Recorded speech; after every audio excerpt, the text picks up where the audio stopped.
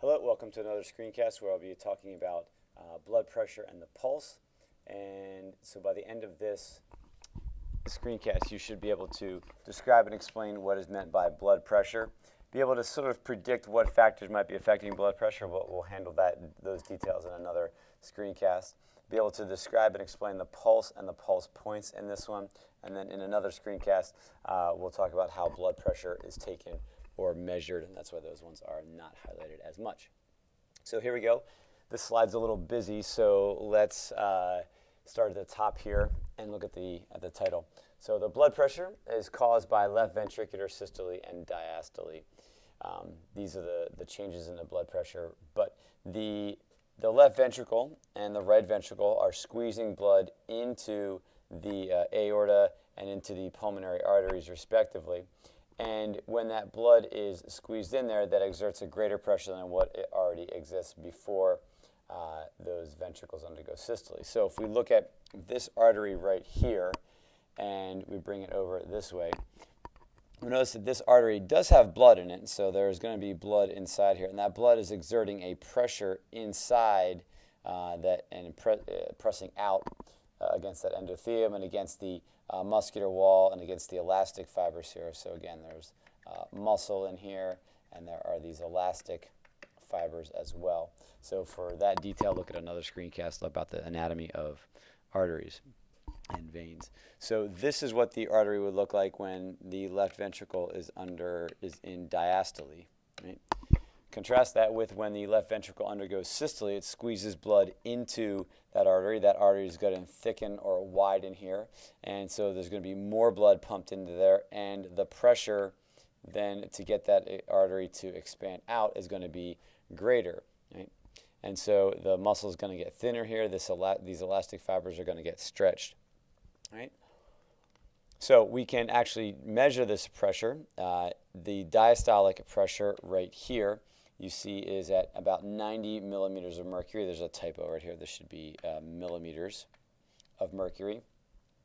And then the systolic pressure here is at about 120 millimeters of mercury. So when you force more blood into that tubing, the pressure is going to go up. This only makes sense. Now, this pressure is measured, of course, this is a closed system, so if we measure the pressure closer to the pump, say like right here, the pressure is going to be greater. If we measure it farther away from the pump, say in these arterioles and in the capillaries, the pressure is going to be less. And the farther we get away from the pump, the pressure gets lower and lower and lower, and that's sort of seen in the graph over here, right? So near the aorta, in the aorta, the pressure is going to be the highest here. As we get farther away from the heart, right, the pressure then begins to drop. So the arterioles, the capillaries, and then in the venules, the veins, and the vena cava, the pressure is so low that it almost sort of like flattens out here. Right? And this is really not enough pressure to keep the blood moving, and we'll talk about what actually keeps that blood returning back to the heart later. So when you run the PowerPoint, I would recommend taking a look at this right here, this computerized animation of that blood flow, as well as the blood flowing in the capillaries. Are pretty cool little YouTube clips there.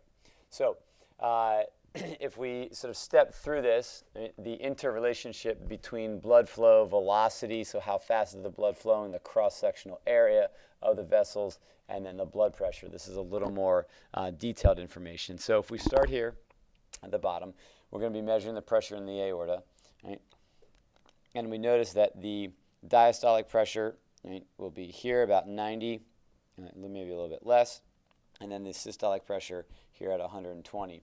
Here's the aorta, the blood vessel itself. The velocity, so how fast is that blood moving? Right, about 50 centimeters a second. Right, so that's half a meter a second, pretty quickly. The area of that, so this is the cross-sectional area, right, is not zero, but it's pretty low. So we're just taking this area of this circle that's right there that the blood is flowing through. So if we step through that graph, right, we get farther away from the aorta and we get into these arteries.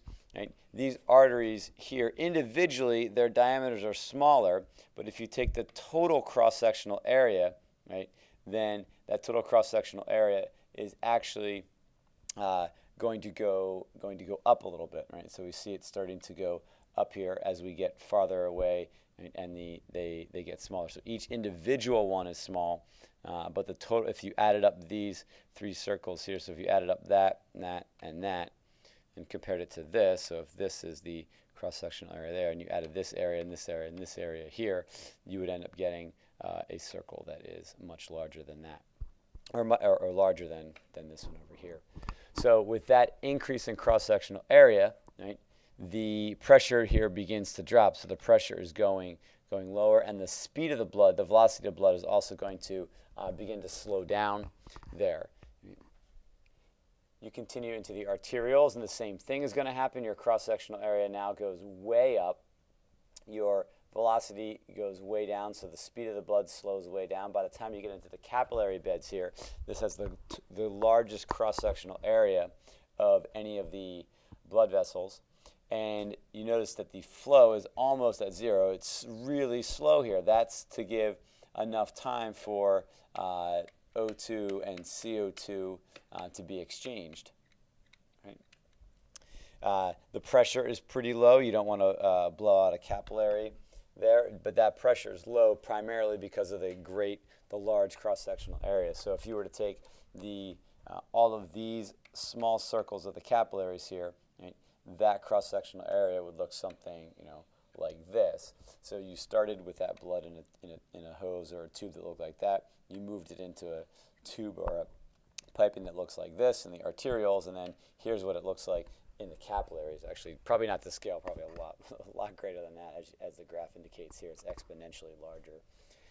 Then after the capillary beds, you get into the small venules. So your velocity picks back up because the cross-sectional area goes back down a little bit. But this pressure is remaining low because you're still pretty far away from the heart now. You're far away from the pump. And even though your cross-sectional area is coming back down, so you're putting that blood into a smaller diameter tubing, the velocity picks up a little bit, but the pressure still in there is really pretty low. And by the time you get to the vena cava, that pressure is so low that the blood has a very difficult time actually kind of making it back to the heart. So a couple of other factors here help get that blood back from the systemic circuit back into the heart. So one are the valves in the very large veins. Right? So here you see the valve, and this valve is open. Right? And again, these valves are extensions of the endothelium. Right? They're little outpocketings of the endothelium. So, so this prevents any sort of backflow. Right? So here the valve is closed, right? And just there's skeletal muscles here. Right? This contracting of the skeletal muscles around all these large veins, especially in the legs. Just you moving around, standing up, walking, is going to create this milking aspect here, where the skeletal muscle contracts and it squeezes squeezes the vein right here, and that moves the blood up this way through the valve, and then as those muscles relax, that creates an area of negative pressure there, and the blood would have a tendency to flow backwards, but as it flows backwards, it catches in these flaps here, and the valves close. Right? And then as these skeletal muscles relax, that creates an area of lower pressure, and that's going to pull some of that blood back up this way. So this is the milking of by the skeletal muscles. And then also, too, the third aspect here are the movements of the thorax, right? Help keep that blood coming back up into the heart there. So when you take a deep breath, your chest actually expands, and you see this full inspiration here. So here, this is going to lower the overall pressure around the outside of the heart, and that's going to cause the atria to expand a little bit, and because they're connected via connective tissue, right, to the inside of that chest wall. And then when you expire, when you take a deep breath, when you blow that breath out, that's going to increase the pressure of the chest. Right? And so these pressure changes of the thorax also help to pull blood in these veins back up back up to the heart, return it to the heart for another systole. So all of that is happening relatively quickly, okay? Clicking on these animations here to show you some of the skeletal muscle milking will help you as well, okay?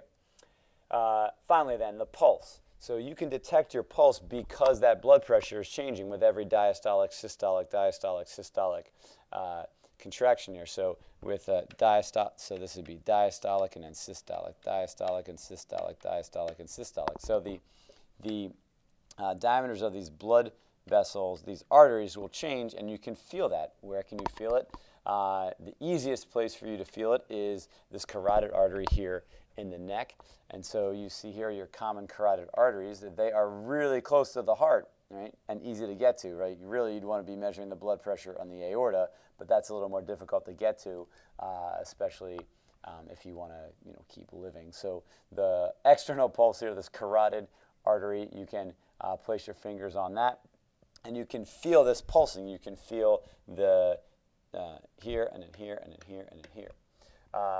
The brachial artery in your arm is also able to be measured, but that's a little bit more difficult. You can also secondarily then feel pressure in the radial artery.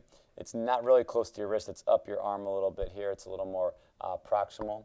So the other one, the most remote, is this posterior tibial artery down here.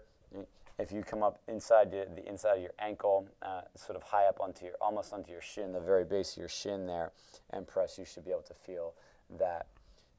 Another obvious and easy pulse point is this femoral artery. And you see how large that femoral artery is there, and that is in the groin, right?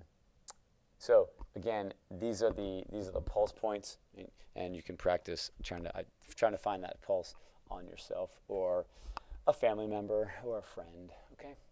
So thanks for listening here. You should be able to now describe and explain what is meant by blood pressure, and then talk also about the pulse and the pulse points, okay? Thanks for listening. Bring your questions to class.